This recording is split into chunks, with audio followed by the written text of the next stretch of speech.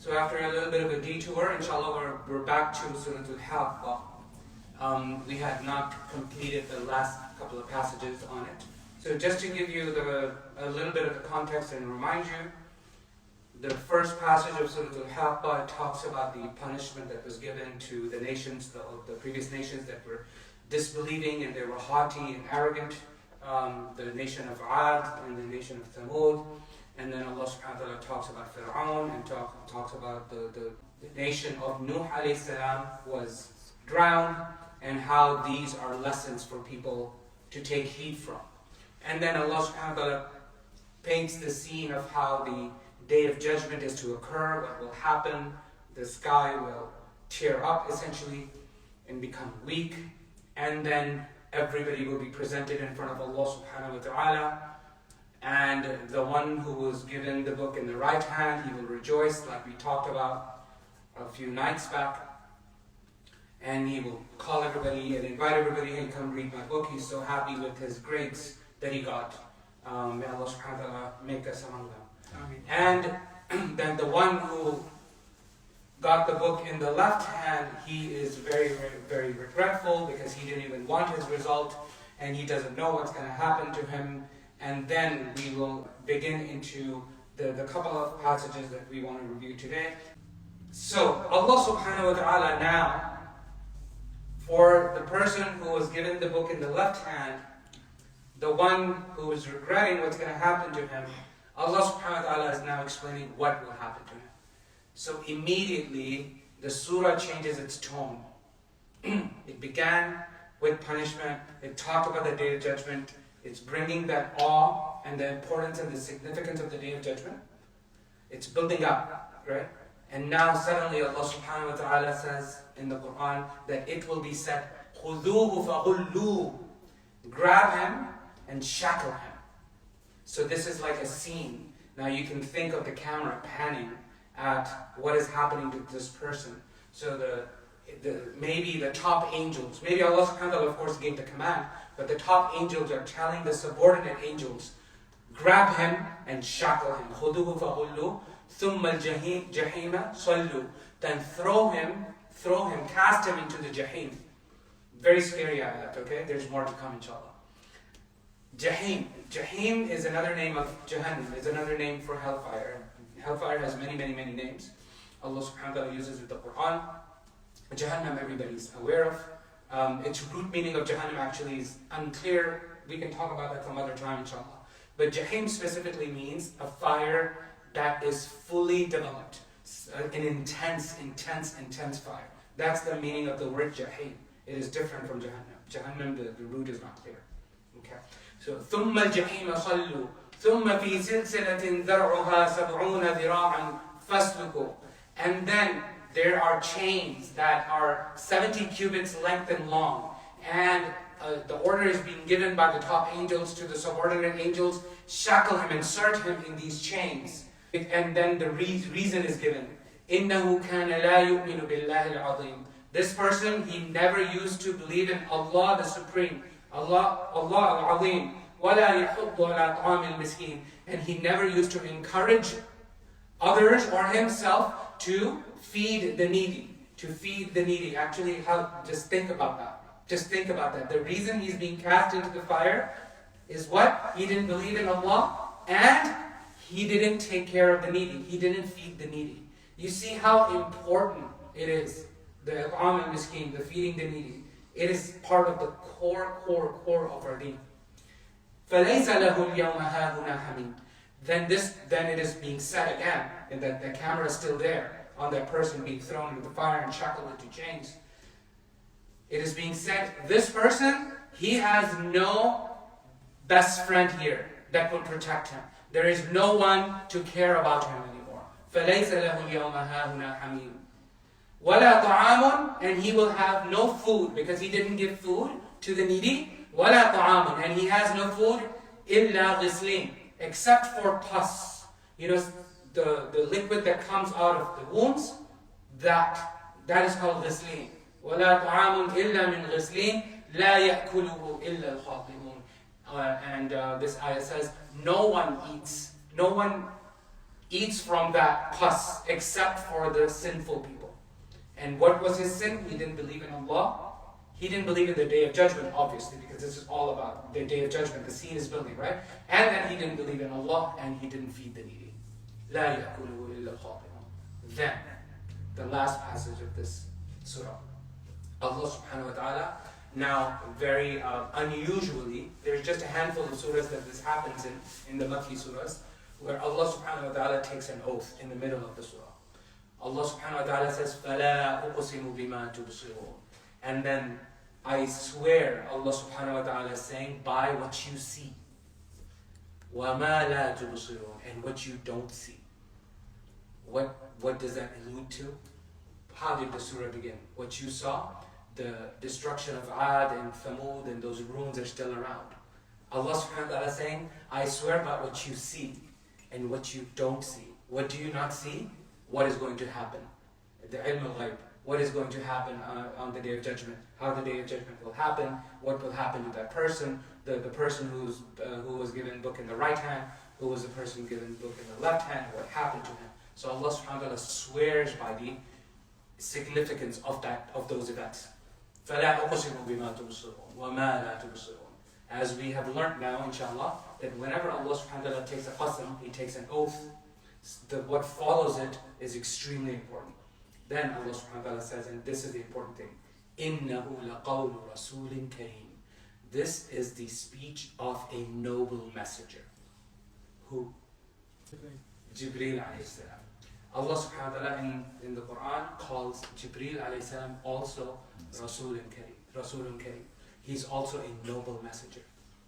It can also apply to Rasulullah sallallahu alaihi wasallam when he's reciting it, but when the ayat are being revealed to Rasulullah sallallahu alaihi wasallam, this is through Jibreel. So Allah subhanahu wa ta'ala, for example, in Surah Takwir, Allah subhanahu wa ta'ala says, إِنَّهُ لَقَوْلُ رَسُولٍ كَرِيمٍ. The same exact ayah.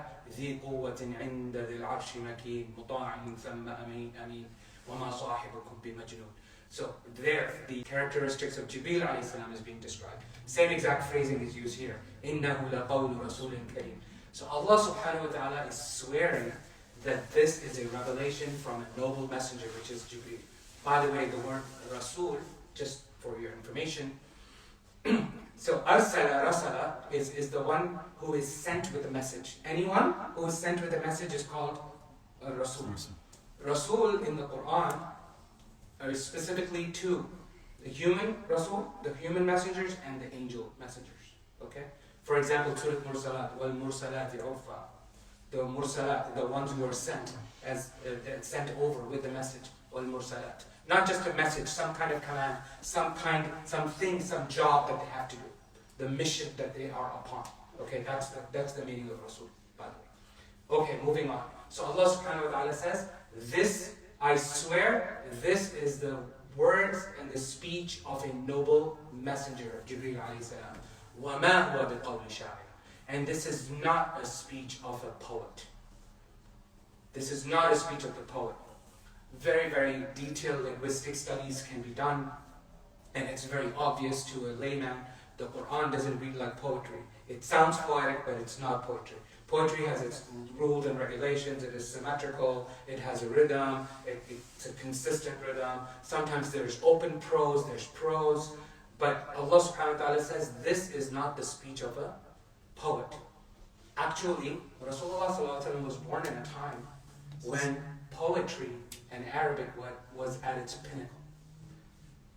Language and the art of language was at its pinnacle in Arabic. Arabs were so proud of this heritage of theirs. They still are. The Arabic and the way you can say things and the millions of different words you can use to describe an event. For example, the word for love, there's how many, 40 something words for the word love, different kinds of love, different states of love. There's like some, I think if I remember correctly, like over 100 names for different kind of camels. Obviously, just like we have over 100 names for different kind of cars, right? We can see a car, we can tell the difference. So this is not just a Hyundai, but this is a Hyundai Kia, or this is a Kona. Or back then, what was the transport system? It was camels, right? And horses. So every kind of different camel and horse or whatever, hundreds of names. Arabic is an extremely rich language, extremely rich language. So going back to my point, when Rasulullah ﷺ was around, at that time the language was at its peak. People could do poetry at the flip of a hat, at the flip of a coin rather. They could just utter poetry. Everybody was good at it. There were some people that were really, really good at it. Okay? But Rasulullah ﷺ, he couldn't do poetry. He was not good at it. He was not good at it. He tried sometimes to do poetry, but it just didn't work. He never did poetry, ever. Yet the Quran comes. So as if Allah subhanahu wa ta'ala had taken away his faculty for creative poetry, just to show people that to distinguish between who Rasulullah sallallahu alaihi wasallam is and what his speech is like, and this Quran is not from him, because he can't do this. You understand the power? وَمَا هُوَ بِقَوْلِ شَاعِرٍ. This is not the speech of a poet. قَلِيلًا مَا تُؤْمِنُونَ. How little is it that you believe in them? This is a very early surah, right? وَلَا بِقَوْلِ كَاهِنٍ. This is not the speech of a magician. They're not a magician is not pulling this from, like the thin air, or doing some kind of magic to create something like this, or a soothsayer, a fortune teller. This is not the speech of a magician. This is what Allah subhanahu wa ta'ala is saying. قَلِيلًا مَا تَذَكَّرُونَ. How little is it that you remember? Remember what this speech is. تَنزِيلٌ مِّن رَبِّ الْعَالَمِينَ. This is a revelation from the Lord of the worlds. So Allah subhanahu wa ta'ala did that qasam to associate, correct the understanding that this is a revelation directly from Allah subhanahu wa ta'ala through Jibreel alayhi salam to Rasulullah sallallahu alayhi wasallam, who absolutely could not have created this on his own. That is the point of this passage. You understand? Okay. The passage is so important. Before I go into that, let me tell you just a little bit of a backstory. When were these ayat revealed? There's a couple of opinions on it. We're going to just go with one opinion. One time, Umar radiallahu anhu, he didn't accept Islam for a long time. For up to 6 years after the Prophet Rasulullah sallallahu alaihi wasallam, Umar radiallahu anhu did not accept Islam.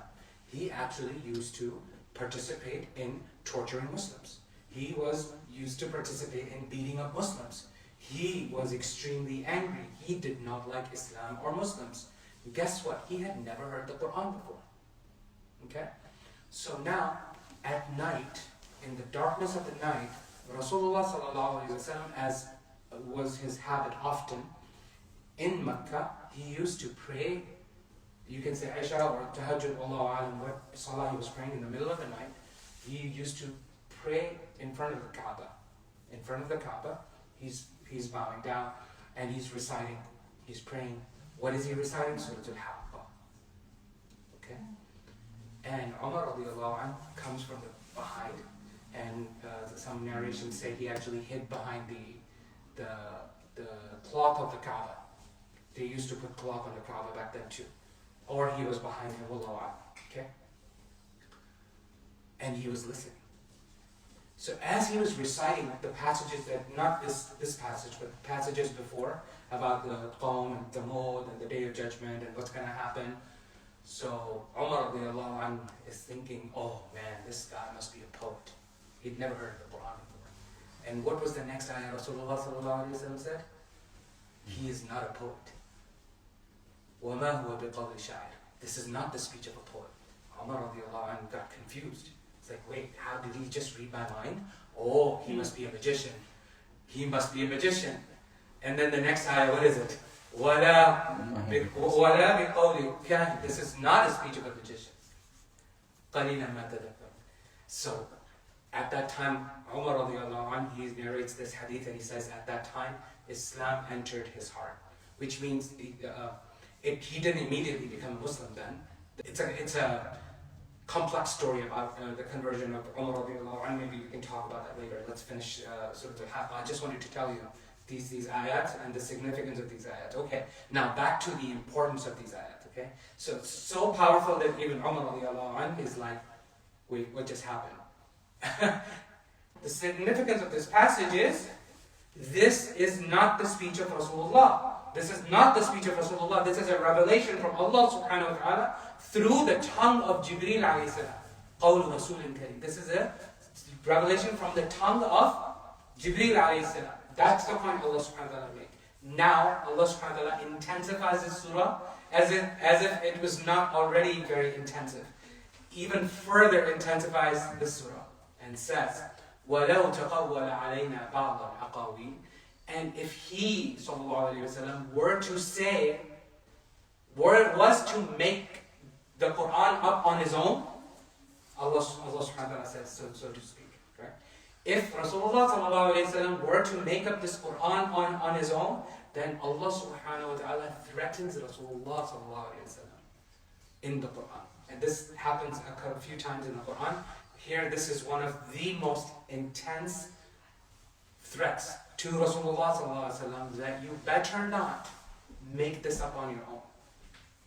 Whatever is revealed, you relay it exactly.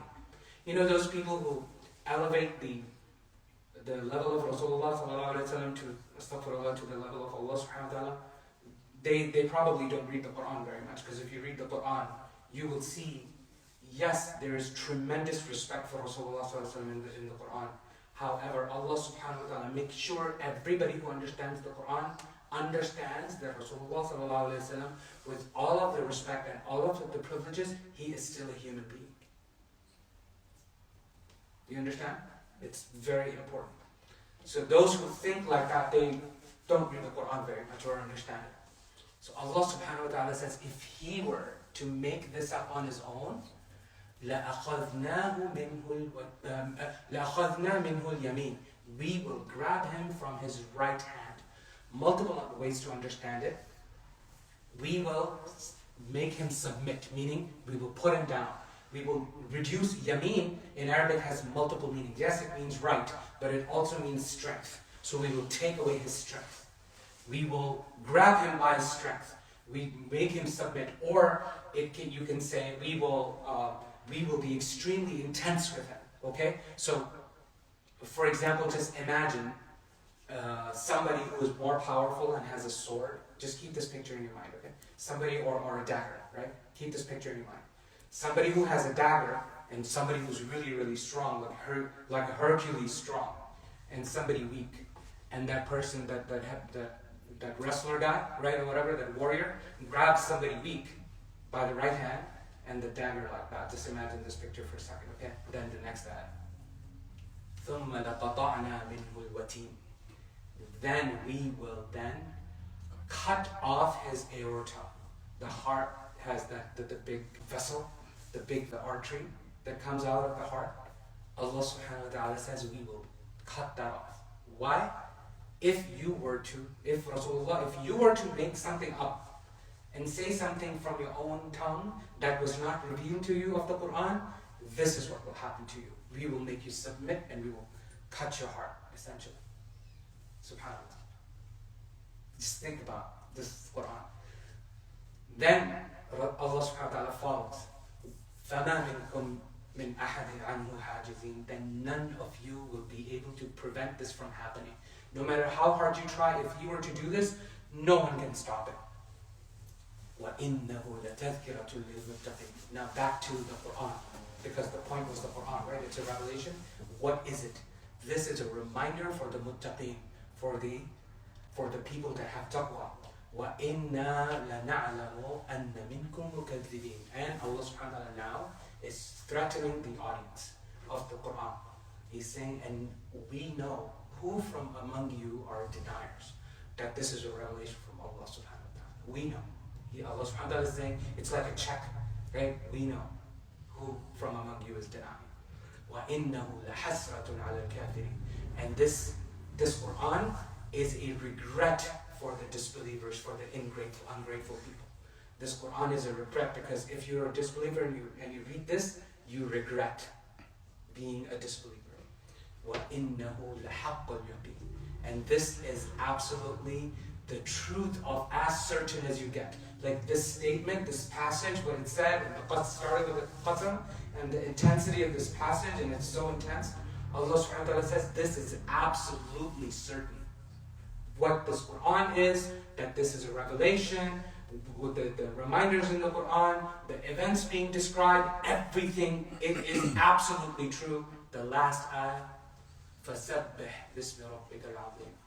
Then, the command to Rasulullah, essentially, sallallahu alayhi wa sallam, that do tasbih of the name of the Supreme Lord, which is also, remember tasbih, we've talked about a few times already, we saw that prayer.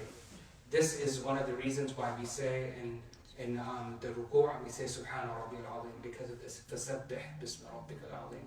Then do tasbih of your Lord.